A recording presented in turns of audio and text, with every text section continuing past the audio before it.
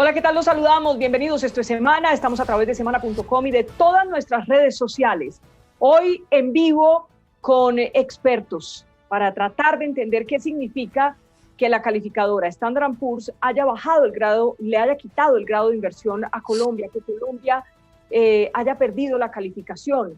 ¿Qué significa esto? Parece muy técnico, pero realmente es un síntoma muy grave de lo que está pasando en Colombia en materia económica. ¿Qué nos espera? ¿Qué significa esto? Pues empiezo a saludar a nuestros invitados a las 12 del día, 3 minutos.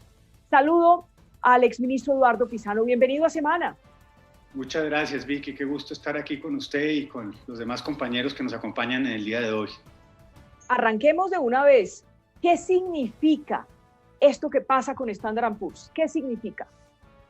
Bueno, lo primero, yo creo que hay una realidad que el país no puede esconder. Este era un país que tenía un nivel de deuda, digamos, en los años hasta el año 2010, 2015, que estaba por debajo del 50% del endeudamiento de este país. Vino subiendo, fue una compensación a la caída de los ingresos petroleros. El país, para poder pagar sus gastos, se endeudó más, adquirió una deuda adicional y obviamente llegó la pandemia y la pandemia aumentó esa deuda del orden del 50% que estaba ya en ese momento, subió casi al 65-66%. Entonces, el nivel de riesgo, pues indudablemente, es cada vez mayor. Hay unos calificadores de riesgo que tienen una obligación y es a medida para poder llevar a cabo, digamos, colocación de papeles en el mercado nacional, en el mercado internacional, debe venir un calificador de riesgo y decirle a los potenciales inversionistas, mire, he analizado este título, este papel y aquí hay el siguiente riesgo y ahí se le da una calificación de determinada letra para arriba, corresponde a papeles en los cuales puede invertir, de determinada letra para abajo corresponde a papeles donde ve un mayor riesgo hasta llegar, pues digamos, a lo que se denominan bonos basura. El país había estado por encimita por ejemplo, había pasado con 3.2, 3.3, estábamos, si lo comparamos con las notas del colegio, entre 0 y 5, y ahí estaba trancado, y obviamente el retiro de la reforma, la incapacidad de conciliar una reforma, es uno de los puntos que menciona con mucha delicadeza también Standard & Poor's, son complicados. Entonces, ¿qué va a suceder a corto plazo? Y los próximos días no van a ser días terribles, pero uno sí tiene que saber que ya tocó la campana. Y esto, digamos, pues obviamente donde alguno de los otros calificadores de riesgos continúe en este proceso, pues indudablemente, o sea, que también nos descalifique, podemos entrar en problemas. ¿Qué puede ser la repercusión de esto en el sector privado? A la gente hay que decirle que no solamente el gobierno está endeudado, sino hay una cantidad de compañías colombianas que tienen colocados bonos en el mercado. Y en el momento, digamos, el primer decisión de una calificadora de riesgos es descalificar la deuda del país. Y viene después, digamos, una segunda etapa y empiezan a afectar también los bonos de las empresas en razón a que consideran que están en un país de alto riesgo o tienen la mayoría de sus activos en un país de alto riesgo y puede ocurrir que acaben también sancionados, entre comillas, o sea que la calificación de riesgo de esos bonos también la empiecen a reducir. Entonces, esto puede que no de un totazo, pero empiezan a bajar como por escalones. Esto en inglés la denominación es notch, entonces lo van bajando uno tras uno.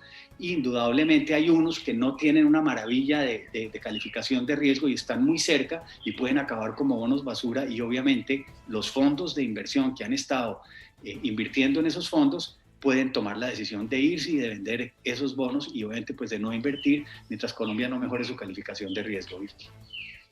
Saludo también a esta hora al senador David Barguil. Senador, ¿cómo analiza usted esta decisión de Standard & Poor's? Pero Vicky, como bien lo planteó Eduardo, pues la verdad es que era previsible. Cuando se dio toda la discusión de la reforma, siempre se dijo lo siguiente, y cuando salimos, por ejemplo, muchos de nosotros aquí en su programa a criticar algunas de las decisiones, siempre lo hicimos, por ejemplo, con ánimo propositivo, Vicky. Yo recuerdo que le decíamos, mire, el Congreso no va a aprobar, por ejemplo, esa cosa de la renta a salarios de 2.500.000, el Congreso no va a aprobar IVA a los públicos, el Congreso no va a aprobar IVA del 19% al combustible, siempre lo dijimos, pero decíamos, podemos encontrar cómo reemplazar esas fuentes. No vamos a tocar a los colombianos de menores ingresos, hablemos de otras fuentes, hablemos de plantear que la bajada que se había considerado en renta a las empresas eso se puede congelar. El descuento del ICA a las empresas, eso se puede congelar. Mantener el impuesto al patrimonio, es decir, que los demás ingresos aportaran, pero siempre se dijo, Vicky, y recuerdo esos debates aquí en Semana en Vivo, que era necesario poder generar un equilibrio en las cuentas, en las cifras del Estado, un equilibrio fiscal que garantizara que no perdiéramos el grado de inversión, que no fuéramos mal calificados, que por parte de estas calificadoras no se dijera que el país no iba a tener la capacidad en el mediano y largo plazo de pagar su deuda, de cubrir sus compromisos. Entonces, no se da un avance en esa materia y obviamente pues las calificadoras reaccionan.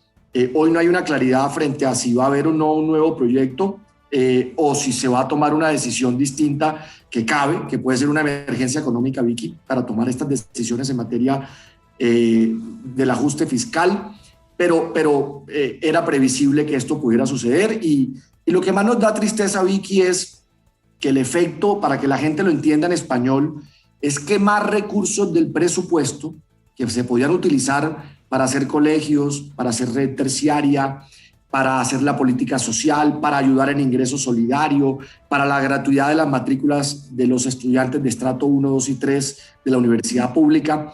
Ahora vamos a tener que tomar recursos del presupuesto y se lo vamos a tener que destinar en mayor medida, Vicky, al servicio de la deuda, al pago de la deuda. ¿Por qué? Porque se nos va a encarecer la deuda. Eso es como si usted va a sacar un crédito, Vicky, y usted paga, le dan una buena tasa. Usted tiene una buena calificación en el banco porque pues, no solo tiene los ingresos necesarios, sino que usted siempre se ha portado bien y porque usted tiene un buen empleo con un buen ingreso, entonces le hacen el cálculo y le dan la mejor tasa posible. Pero si ven que usted ya lo que le pagaban o los ingresos que tenía por su empleo se van a reducir, le bajaron el sueldo, le bajaron el salario, la perspectiva de pronto es que su negocio o el negocio que la emplea se va a quedar sin ingresos, se va a poder quebrar, pues ¿qué pasa, Vicky? O no le prestan a usted o le prestan más caro porque usted tiene un mayor nivel de riesgo. Lo mismo sucede con los países. Aquí nos salieron a decir que hay un mayor de riesgo en Colombia y por eso disminuyen la calificación y el efecto es que nos va a salir mucho más caro el endeudamiento, Vicky. Y saludo a nuestro tercer y último invitado para ya empezar una conversación más fluida, a Luis Fernando Mejía de Fedesarrollo. Bienvenido a Semana. ¿Cómo vio lo de Standard & Poor's?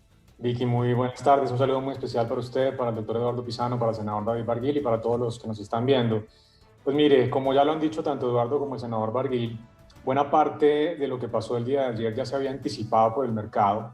Las tasas de interés de los bonos de deuda pública del gobierno venían aumentando, producto del retiro de la reforma tributaria que se dio hace algunas semanas y naturalmente también producto de las manifestaciones, los bloqueos que han generado una gran cantidad de incertidumbre política y económica, y eso hace parte del motivo de la decisión por la cual una de las tres agencias de calificación de riesgo, Standard & Poor's, le ha quitado el grado de inversión a nuestro país. Esto, en términos futbolísticos, es como pasar de jugar de la Liga A a la Liga B, pero todavía no estamos ahí. Este es un primer paso, porque no hay que olvidar, Vicky, que hay tres agencias de calificación de riesgo grandes, que son Standard & Poor's, que fue la que nos quitó el grado de inversión, pero todavía no han tomado una decisión en ese sentido, Fitch y Moody's, que son las otras dos grandes agencias de calificación de riesgo. O sea que en la práctica todavía el país no ha perdido plenamente su grado de inversión, lo perdió en una de las tres.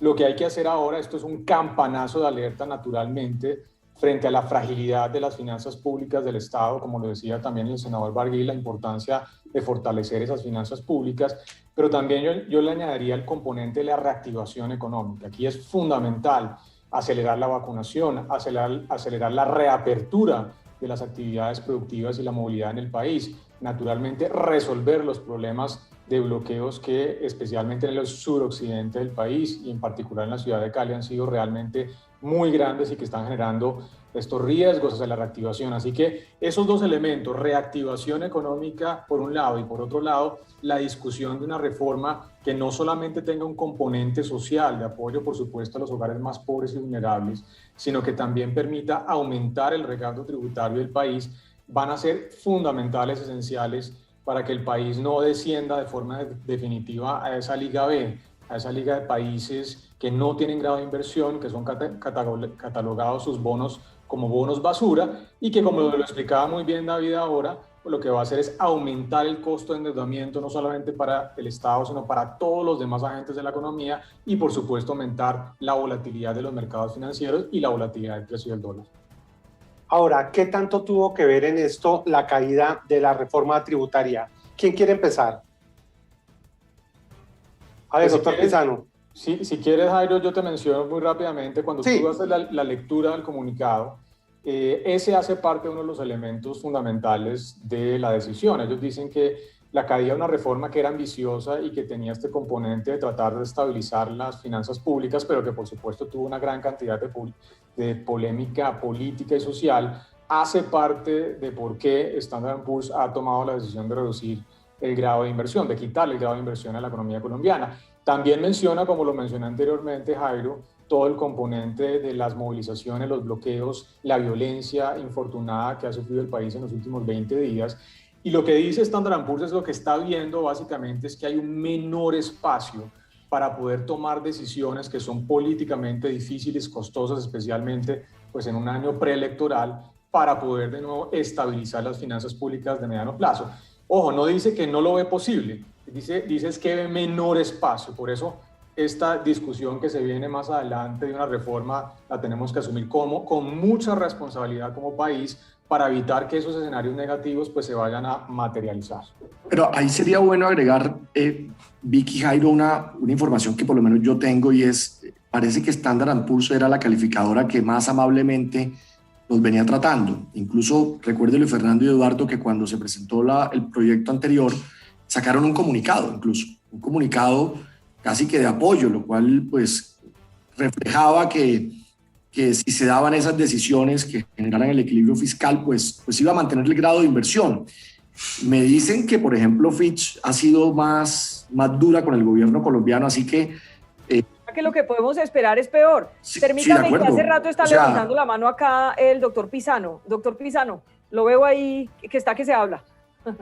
Bueno, no, yo comparto, me parece que estamos muy sincronizados todos los que estamos interviniendo aquí. Yo creo que tenemos una opinión muy consensuada alrededor de las implicaciones que va a tener esto.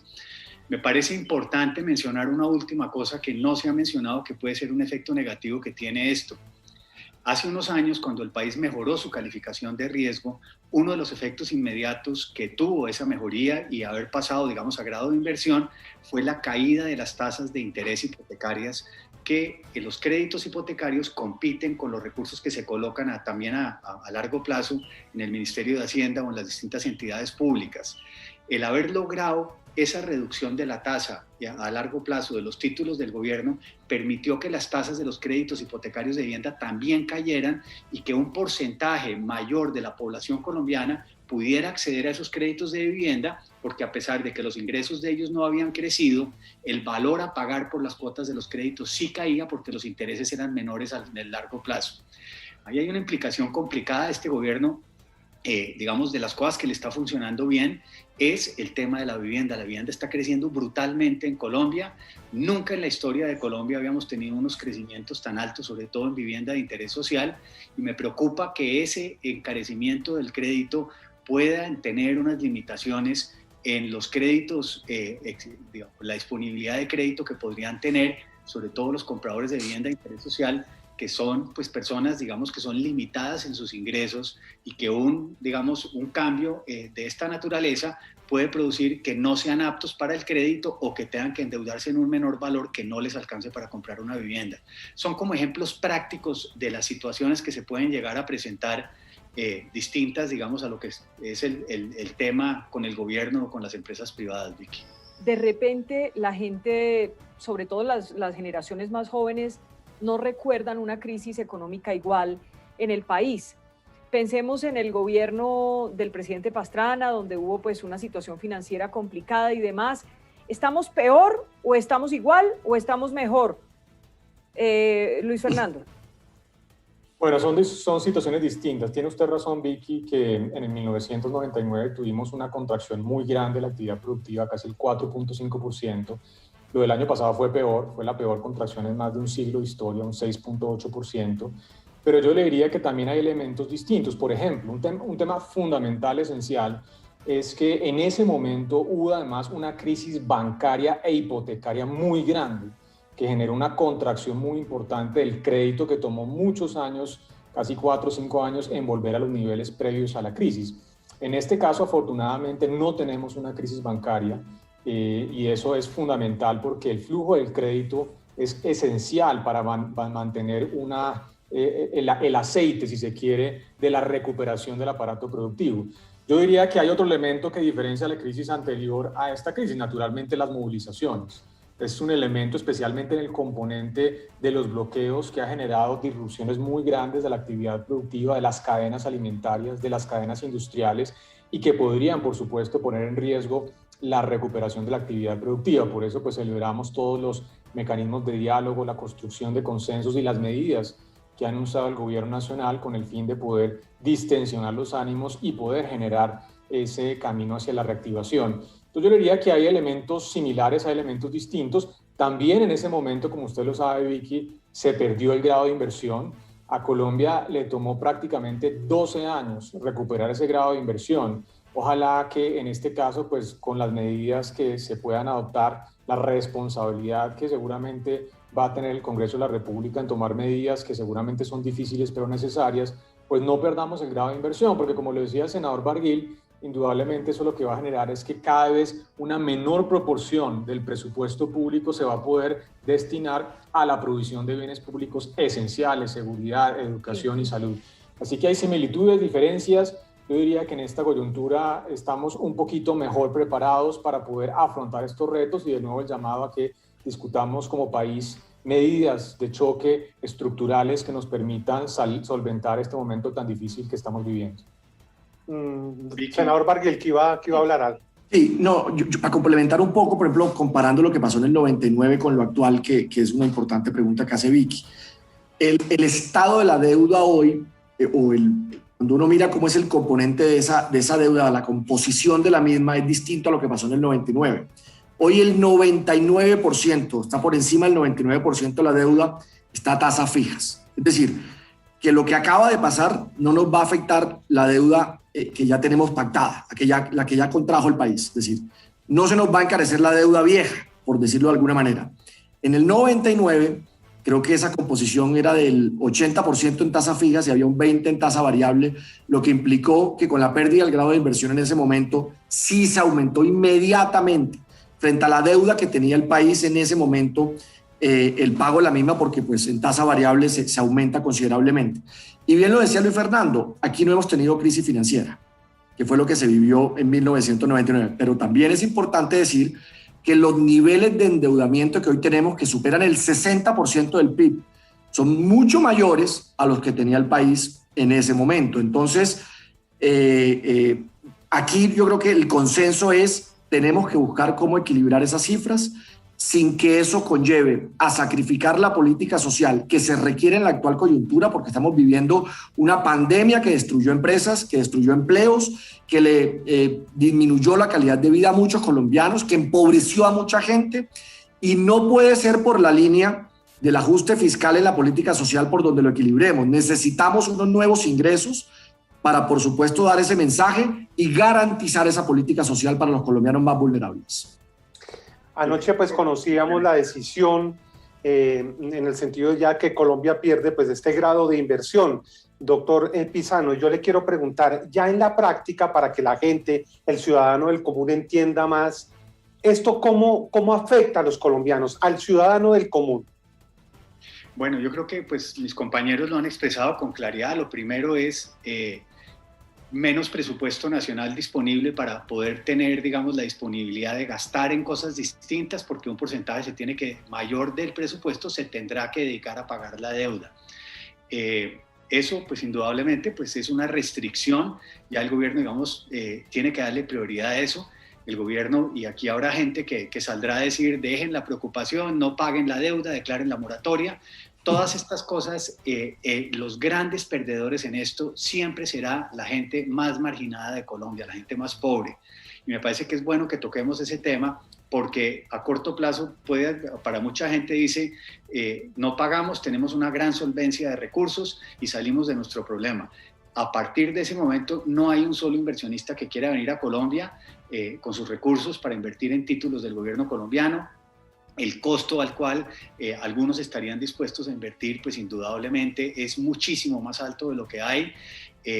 Y sobre todo, digamos, los inversionistas tradicionales que el país ha logrado atraer, que conocen a Colombia, en una decisión de esa naturaleza, pues indudablemente queda vetada invertir en Colombia.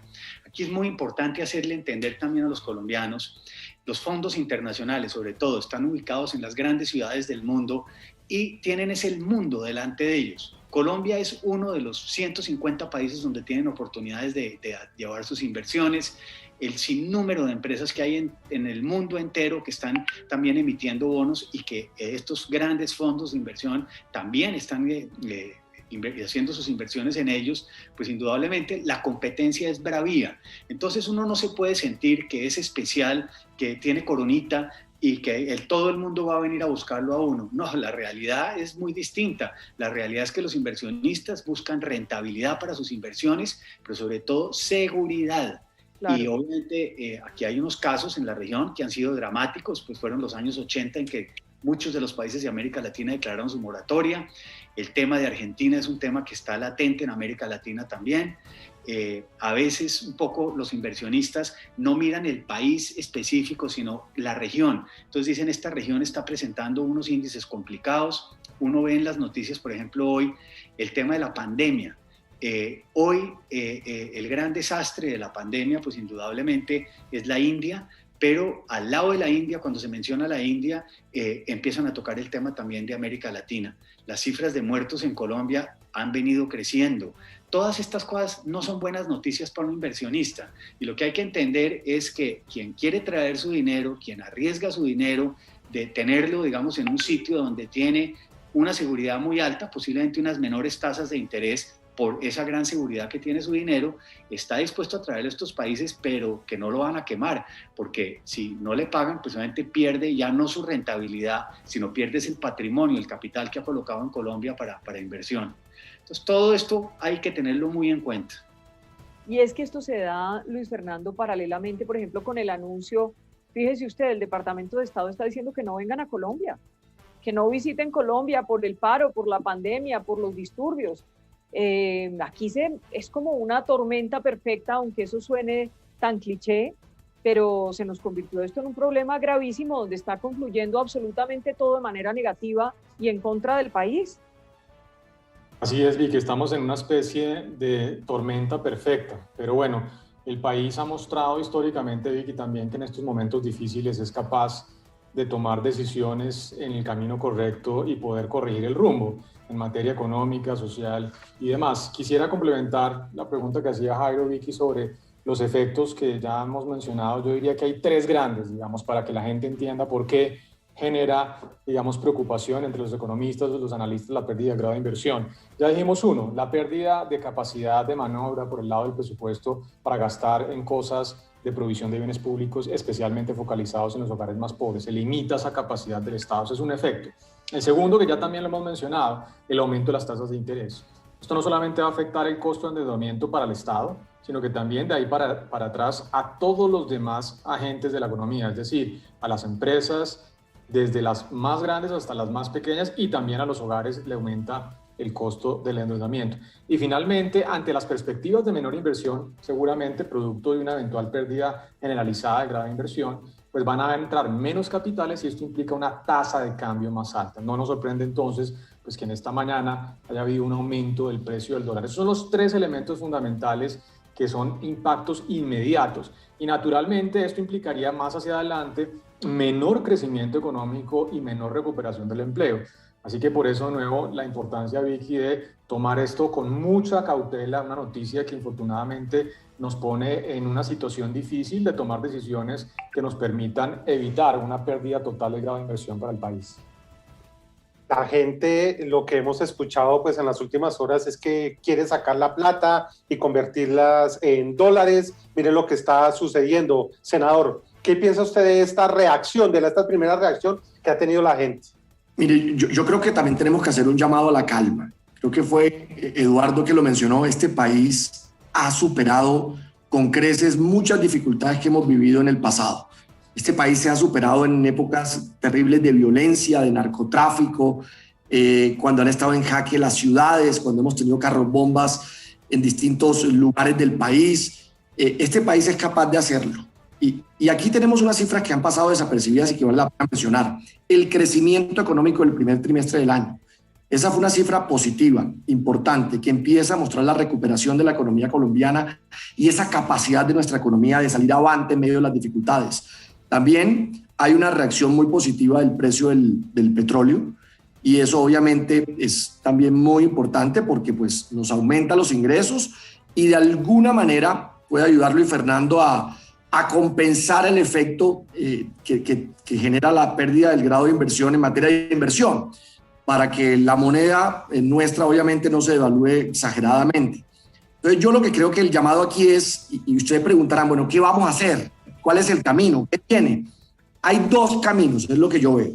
Uno, el crecimiento económico. Esa es la primera, es decir, la mejor reforma tributaria que puede haber es el crecimiento económico, porque el crecimiento económico lo que significa, Vicky, Jairo, es que a los colombianos les empieza a ir mejor, que a las empresas les empieza a ir mejor, que empiezan a ganar, y eso se ve reflejado en más impuestos, en mayor contribución al Estado, y eso obviamente es la mejor reforma, el crecimiento económico, y a eso tenemos que apostarle todos.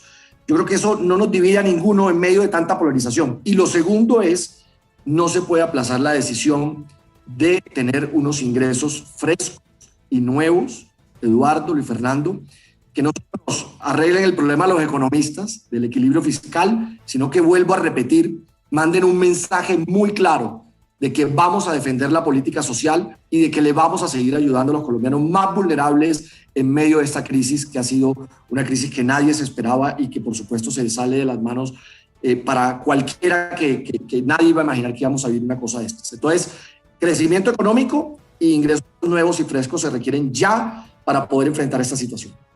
Doctor Pizano, yo le hice una entrevista al presidente de la República hace unas 3 semanas. Sí. Y en esa entrevista todavía estaban pues intentando que no se cayera el proyecto de reforma tributaria. Lo cierto es que en esa entrevista él me advirtió que venía esto, que perdiera Colombia el grado de inversión, que las calificadoras empezaran a quitarle calificación a Colombia y que eso era un riesgo muy alto para Colombia. Digamos que en ese sentido el presidente tenía razón. ¿Qué falló y qué se puede hacer de emergencia? Yo creo que, digamos, hay un mensaje muy claro de la Asociación Nacional de Industriales y de, digamos, el sector privado, en que le dijo al gobierno, mire, hay una salida, no se meta a grabar la comida ni algunos rubros que pueden tener una implicación, digamos, muy fuerte sobre un segmento de la sociedad que está muy golpeado con la pandemia. Eso da del orden de 12, 13 billones de pesos. Yo creo que una reforma de ese tenor indudablemente puede ser positiva, va a tener un efecto sobre las empresas, tiene la parte negativa que le encarece los gastos a las empresas, y al encarecerle los gastos a las empresas, estas son menos productivas, podrían generar menos empleo, y indudablemente, digamos, ahí hay un problema alrededor de eso, pero el país tiene que priorizar su problema, y el problema en este momento es fiscal. Y yo le cogería ya la mano al sector privado que le ha ofrecido al gobierno con una generosidad grande, le dice, manténganos estos impuestos, y eso le puede dar del orden de 13 billones, 15 billones de pesos de recursos al Estado. Un segundo punto que me parece clave, Vicky, y uno no puede olvidar en qué entorno estamos. Hay una gran percepción en el país del tema de la corrupción. Falsa, cierta, fake news, yo no quiero entrar en ese detalle, pero la realidad es que todo colombiano que está en las calles todos los días oye decir, es que como se roban 50 billones, como se roban 50 billones. Me parece que aquí hay que tomar, eso no se puede seguir tomando a la ligera, de que es una noticia falsa, que ese nivel de robo es mucho menor. No, el país tiene que atacar ese tema de la corrupción.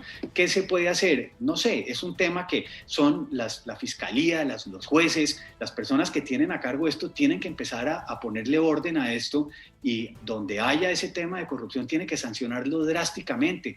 los colombianos han perdido, digamos, su fe en la institucionalidad colombiana por cuenta de ese tipo de percepciones que existen dentro de ellos. Y me parece que hay que obrar rápidamente en ese sentido para que los colombianos tengan la tranquilidad de que pagan sus impuestos, como lo pagamos todos los que pagamos impuestos, y que no se lleven esa plata unos bandidos. Y repito, yo no tengo ni casos para mencionar en este caso, pero lo que sí es una realidad es que la percepción en la calle es esa. Y tenemos que derrotar esa percepción sancionando a la gente y garantizando pues, que quien llega a los cargos públicos son personas correctas, que tienen un solo interés, el bien común.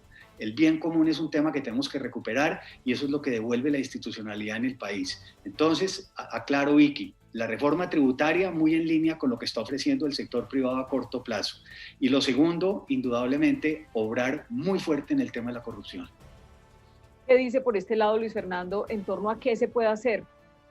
¿Qué se puede hacer o vamos directo al abismo? No, Vicky, yo como te digo, como te dije antes, realmente yo soy muy optimista. Colombia, como lo decía también ahora el senador Barguil, ha afrontado situaciones muy difíciles por décadas y siempre ha tenido esa resiliencia, esa capacidad para tomar las decisiones que son necesarias para salir de las crisis. Yo añadiría un elemento importante, que ya lo he mencionado, a lo que ha mencionado el senador Barguil y el doctor Eduardo Pisano, el tema tributario, que ya está en la línea, digamos, con lo que ha propuesto la ANDI, seguramente poder reversar algunas de las cosas que se introdujeron en la reforma del 2019. Sin embargo, Vicky, y aprovechando la presencia del senador Barguil, yo diría que un tema muy de fondo acá sobre el tema tributario es si esas medidas se van a adoptar de forma permanente o de forma transitoria. Y yo quiero dar un mensaje muy claro en este sentido. Si las medidas se toman de forma puramente transitoria, creo que no va a ser suficiente eso para que el país mantenga el grado de inversión. Las medidas de los 13 o 14 billones de pesos tienen que ser permanentes. Eso es lo que va a abrir, despejar el camino de las cuentas fiscales para el país y lo que daría tranquilidad en que realmente de forma permanente se está aumentando los recaudos tributarios para las finanzas del Estado.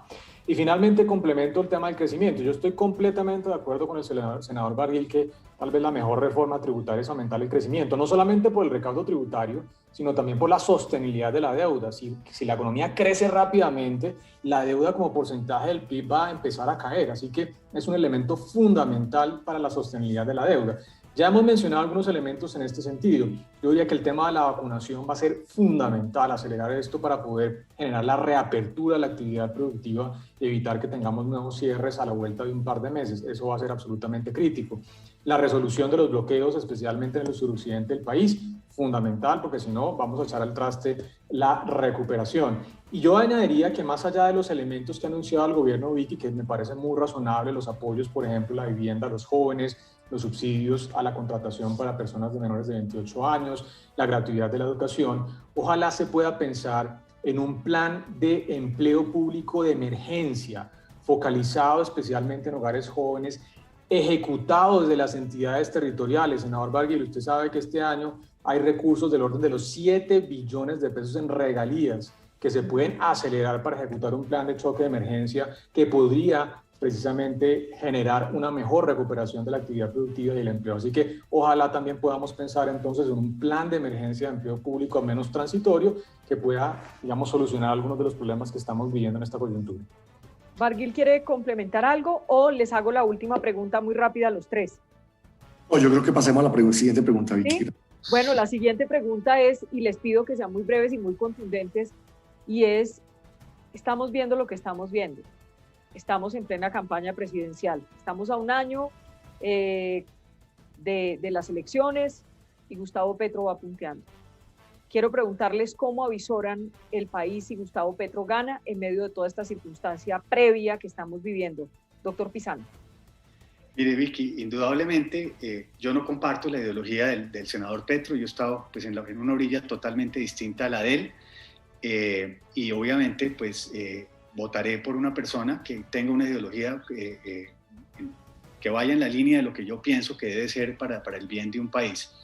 Pero también, digamos, puede haber dos repercusiones con Gustavo Petro. Una, que el país se vaya para el caos, empiecen a jugar, a hacer medidas populistas, a atravesarse a las reglas que impone, digamos, el mundo internacional económico y a tener que el país pagar, digamos, un costo muy alto alrededor de eso. Pero también me he encontrado gobernantes de izquierda que llegan y se apaciguan cuando llegan al gobierno. El presidente actual de México entró un desastre, pues la economía no ha crecido, pero digamos había unas expectativas de que iba a acabar ese país también y ahí ha seguido, digamos, sobreaguando. La institucionalidad en Colombia, a pesar de ser pobre, existe. Están las cortes, está la gran mayoría del Producto Interno Bruto de este país no lo produce el Estado, sino lo produce el sector privado. Yo creo que el sector financiero hoy es un sector mayoritariamente también del sector privado, entonces no pueden entrar, digamos, a jugar también con lo que se haga con los bancos. Entonces, digamos, el alcance de lo que puede lograr un presidente elegido democráticamente en Colombia en acabar un país tiene sus límites también. Y eso es importante también hacérselo saber a la gente. ¿Qué dice por este lado Luis Fernando? Si gana Petro, con lo que usted está viendo, usted es un estudioso, digámoslo así, en lugar de hacer política, usted estudia los números, las cifras, las tendencias, lo que está pasando económicamente y socialmente en el país. ¿Qué pasa si gana Gustavo Petro? Pues Vicky, más que hablar de personas, yo diría que hay que hablar de programas, ¿no? Y eso en la línea de lo que acaba de mencionar Eduardo. El punto de fondo es si esta crisis va a abrir la puerta para la llegada de populismo, no solamente de izquierda, sino también podría ser populismo de extrema derecha. Y aquí es donde tenemos de nuevo que actuar con mucha responsabilidad como país. Ya vemos los resultados del populismo de izquierda o derecha en economías de nuestro patio, en Venezuela, en Argentina, incluso en Brasil durante muchos años, que ha tenido crecimientos muy bajos de la economía, incluso contracciones de la actividad productiva. Entonces el énfasis debe estar en programas, ya no importa si son de derecha, izquierda o de centro, simplemente programas que estén en la línea del mantenimiento, por supuesto, de la institucionalidad de nuestro país, de la independencia de los poderes y con base en eso, pues poder tener un candidato, ojalá que sea elegido democráticamente y que pues continúe con la construcción de las cosas tan positivas que tiene nuestro país. No hay que olvidar que a pesar de la crisis, Colombia ha tenido una economía tremendamente estable, con enormes logros desde el punto de vista económico y social, que requiere ajustes, sin duda, pero eso hace parte, por supuesto, de la democracia y ojalá que de nuevo esta crisis no sea el momento para la apertura hacia populismos de extrema izquierda o de extrema derecha. ¿Y qué dice por este lado Barguil para terminar? Uno tiene que preguntarse por qué la ciudadanía, y digamos son las cifras que hasta la fecha uno ha visto en encuestas, quiere esa opción. Y esa pregunta es muy válida, Vicky, para poder saber qué tenemos que hacer de aquí a un año, que son las elecciones, si queremos que este país cambie de manera positiva y no de un salto al vacío. Vicky, la gente está mamada de un establecimiento, de una élite que durante 200 años ha manejado este país y que uno ve que eso se ve reflejado en unas cifras de desigualdad vergonzosas en el escenario internacional. A eso no le podemos cerrar los ojos, Eduardo y Luis Fernando. La gente se mamó de eso. La gente se mamó de que aquí unos cuantos han manejado este país como se les ha dado la gana y que ese dinero que hemos producido como nación, por ejemplo, en las últimas décadas, Vicky, este país ha crecido a cifras del 5, el 6, y uno dice, si nos hemos vuelto más ricos, ¿por qué hay tanta desigualdad? ¿Por qué eso no llega de mejor manera a la base de la pirámide? Y eso nos explica estos fenómenos. La gente se mamó de la corrupción, como bien decía Eduardo, y de ver todos los días escándalos, pero aquí también habría que hacer un importante debate, Vicky, porque uno ve que siempre sale el alcaldecito del pueblo preso por el proyectico, y entonces aquí los grandes escándalos de corrupción, ¿dónde quedaron? Y a eso sí nunca se le pone el dedo en la llaga. La gente se empobreció por esta pandemia, y eso es una tragedia que esta pandemia nos deja en el corto plazo de cara a una elección que se viene. Y como bien ha dicho Luis Fernando y Eduardo, eso nos puede llevar a un salto al vacío, por un lado o por el otro, a que, por ejemplo, propuestas de corte absolutamente populistas que no sean realizables o que no tengan sostenibilidad para que el país en el mediano y en el largo plazo pues no viva un colapso como lo han vivido otras economías que han optado por esos caminos, pues se vaya a perder. Pero el reto es, Vicky, decirle a la gente la verdad de lo que está pasando. Mire, y no solo pasa en el sector público. Usted ha visto nuestras denuncias de lo que pasa en muchos sectores económicos que con la complicidad del Estado se han metido el dinero al bolsillo, cuando uno ve todos esos atropellos en el sistema financiero, cuando uno ve los atropellos en tema de telecomunicaciones, cuando uno ve oligopolios y carteles que nos suben los precios a los colombianos y siempre los más pobres son los que terminan pagando, son los más afectados de este tipo de abusos en materia de competencia. Cuando uno ve todo eso, se explica por qué la gente quiere un cambio absolutamente radical y termina optando por esas opciones. Aquí lo que nos corresponde hacer es decirle con claridad al país cómo vamos a lograr hacer estos cambios, con medidas y propuestas sostenibles, pero también apuntándole a que el modelo económico que hasta la fecha hemos desarrollado tiene unos problemas y hay que corregirlos para que no sean unos pocos los que se lleven el dinero al bolsillo y podamos generar ese crecimiento sostenible para toda la población. Pues ya tenemos las 12 del día 40. ¿Me permites una palabra corta, Vicky? Claro, sí, señor. Un tema que no quiero dejar de lado, que me parece que hay que meterle mano urgente, el tema de los precios. La canasta familiar se está disparando en todas las ciudades del país. El precio de la carne, el precio de la papa, de la yuca, de todo. La Superintendencia de Industria y Comercio debe salir a tomar cartas en el asunto, tiene todos los mecanismos para hacerlo y tiene que empezar a poner orden en eso. Eso está afectando a todos los ciudadanos en una forma o en otra. Y esa es una de las medidas que tú preguntabas a corto plazo que hay que hacer, esa hay que tomarla rápidamente y la superintendencia tiene funciones precisas para eso. Pues les agradezco muchísimo esta conversación tranquila, de gente que sabe, de gente que nos puede advertir lo que está ocurriendo y lo que viene en medio de toda esta situación tan caótica por la que atravesamos en Colombia. Mil gracias, exministro Pisano, mil gracias, Luis Fernando, gracias, David. Gracias a los tres por acompañarnos a esta hora en semana. Bueno. Gracias, Vicky. Un abrazo. Feliz día, que estén bien. Adiós. Son las 12:44. Ya regresamos después de la pausa. Mi nombre es Jesús Abad Colorado López, periodista y fotógrafo documental. Los estoy invitando de una forma muy especial a que participen en los premios de periodismo regional de la revista Semana y el Grupo Argos. Los premios son un estímulo y reconocimiento al trabajo que ustedes desarrollan arduamente en las regiones. Espero que se puedan inscribir.